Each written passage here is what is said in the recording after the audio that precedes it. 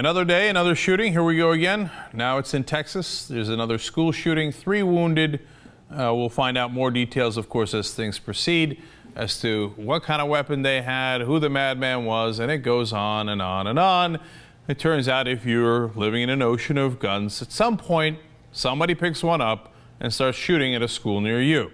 Now, we're going to show you a little clip of a witness to this shooting reacting, and understand that the next time there's a shooting, it could be in your town, and this could be your daughter. And you called your mother. Did you get it? Did you talk to your mom? What did you tell your mom? I told my mom that someone was shooting in the building, and that I didn't know what was going to happen. And more people crying, more people shot. But let's not do anything. That'd be crazy. Well, speaking of crazy, I actually want to go to Christian Oberender. Now, this is an unrelated case, but it goes to show you how crazy our whole system is. He's 32 years old, and he spent some significant time in jail. Why? Because he shot his mom. And he's crazy. He's schizophrenic, and he spent time in a mental hospital. So he got out, and what did he do? Bought a whole bunch of guns. He's got an arsenal of weapons now. Oh, well, you look at that. Oops. Well, you know, we didn't have a good enough database, and we didn't know how crazy it was. So we found out that he bought a semi-automatic rifle, or several of them, an AK-47, a Tommy gun, how 1930s of him, assorted shotguns, a .50 caliber Desert Eagle, but a guy who's already been convicted of shooting his mom with a shotgun, well, that wouldn't be a problem at all, would it? And when you go to just do the incredibly simple thing of, hey, let's make sure we have a database that tracks everybody that's buying guns, the Republicans flip out.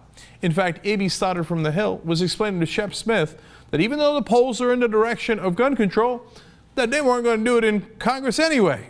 And Shep was mad.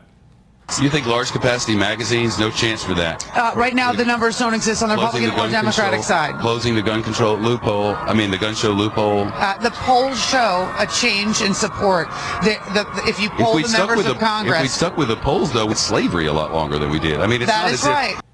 Now, it's a weird analogy between slavery and gun control. I don't even know which way Shep is going, if he's going left or right on that.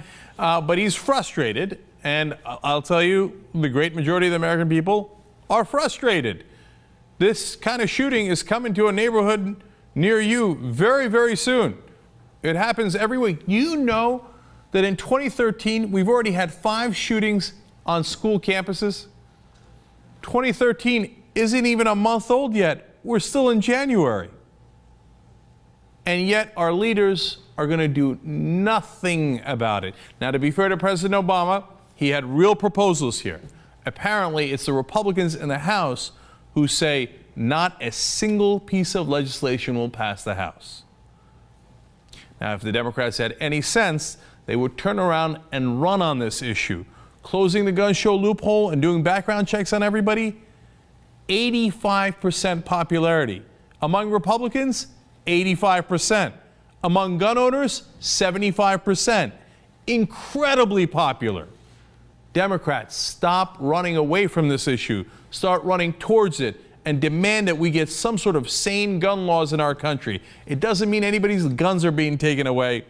All it does is say, hey, you don't need 30 bullets in a magazine. You don't need to have an assault weapon that can shoot 10, 20, 30, 70 people, as they did in Aurora, Colorado, at a time.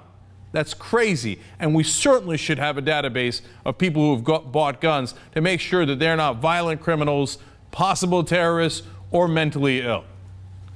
It's so sensible, and of course, it likely will not pass. Why? Because our Congress doesn't give a damn about us. They get paid by the gun manufacturers, the same people who sponsor the NRA. And those guys make a lot of money killing us.